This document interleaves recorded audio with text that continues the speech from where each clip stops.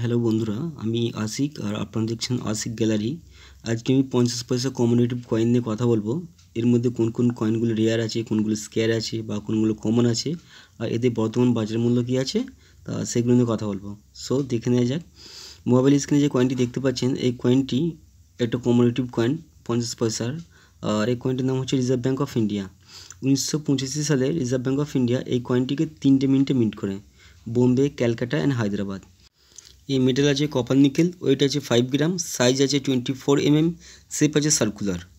But এই তিনটে কয়েনের মধ্যে ক্যালকাটা মিন্টের কয়েনটি হচ্ছে স্কেয়ার, আর বোম্বে আর হায়দ্রাবাদ মিন্ট কয়েনটি হচ্ছে কমন কয়েন। সো এই ধরনের যদি কয়েন থাকে এবং সেটা যদি ক্যালকাটা মিন্ট হয়, ক্যালকাটা মিন্ট মানে সালের নিচে কোনো মিন্ট মার্ক থাকবে না, কোনো সিম্বল থাকবে না, সেটা হচ্ছে ক্যালকাটা মিন্ট।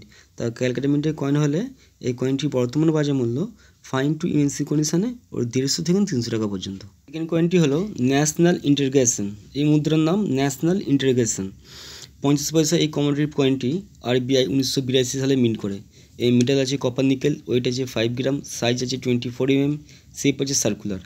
এই কয়েনটিকে মূলত দুটি মিন্টে দেখা যায়, একটা বোম্বে মিন্ট আর দ্বিতীয় হচ্ছে ক্যালকাটা মিন্ট। বোম্বে মিন্টের কয়েনটি হচ্ছে কমন কয়েন, আর ক্যালকাটা মিন্টের কয়েনটি হচ্ছে রেয়ার কয়েন। তা ক্যালকাটা মিন্ট কয়েন হলে, আবার বলি, ক্যালকাটা মিন্ট কথার অর্থ হলো সালের নিচে কোনো মিন্ট মার্ক থাকবে না, সেটা হচ্ছে ক্যালকাটা মিন্ট। তাই ক্যালকাটা মিন্টের কয়েন হলে ফাইন টু ইউএনসি কন্ডিশনের দাম আছে 600 থেকে 1000 টাকা।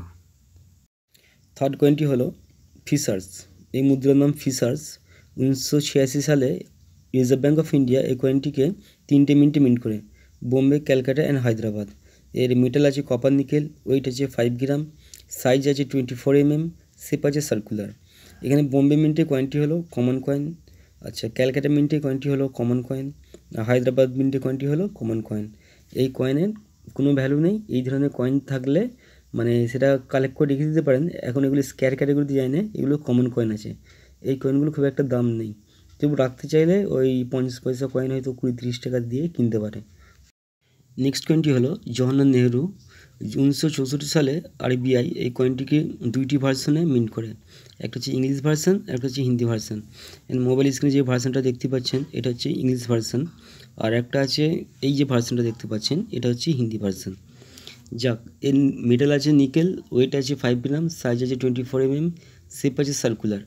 দুইটি ভার্সন হোক হিন্দি ভার্সন বা ইংলিশ ভার্সন, এই কয়েনটিকে দুটো মিনিটে দেখা যায়, বোম্বে আর ক্যালকাটা।